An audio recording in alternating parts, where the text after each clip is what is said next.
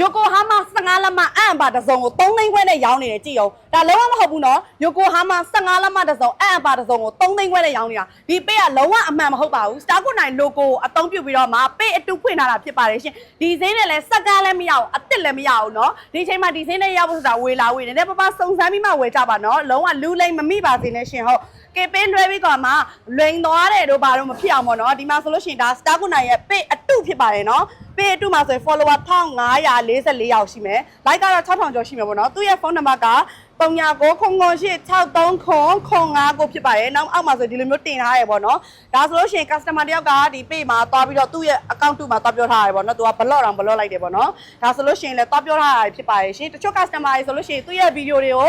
စေ့လာတယ် screenshot ယူလာပြီးမှဒီမှာလာဝယ်တာလည်းရှိရနော်အဲ့ဒါကြောင့်ဒီခေတ်ဒီခါမှာဒီဈေးနဲ့လုံးဝမရအောင်15လမ Yokohama ကိုအံ့ပါတစုံ3သိန်းခွဲနဲ့ရဖို့ဆိုတာအဝေးကြီးပဲမတွေးနဲ့မစင်းစားနဲ့အဲ့ဒါကြောင့်မလို့ Star 9 electronic မှာဆိုလို့ရှိရင် follower အနေနဲ့ဆို page အစ်စ်ကိုပြမယ်နော် page အစ်စ်ကိုပြပါမယ်ရှင် follower ဆိုရင်9,288,900k ရှိရနော် like ဆိုလို့ရှိရင် 6.3 million ရှိပါတယ်ရှင်ဟုတ်ကဲ့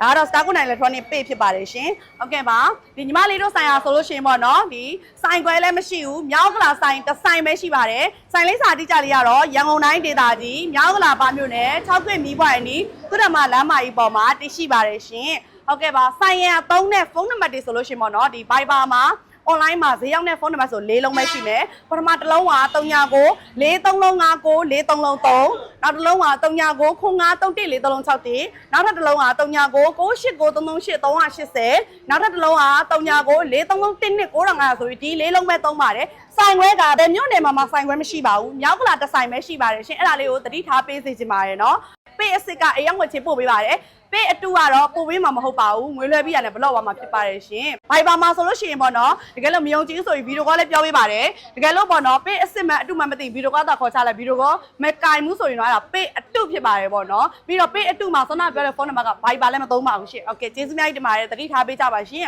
။အလိန်ခါမှာဆိုလို့ပေါ့နော်လာပြီးတော့ပြပြချင်းဖြစ်ပါတယ်ရှင်ကျေးဇူးများကြီးတင်ပါတယ်တတား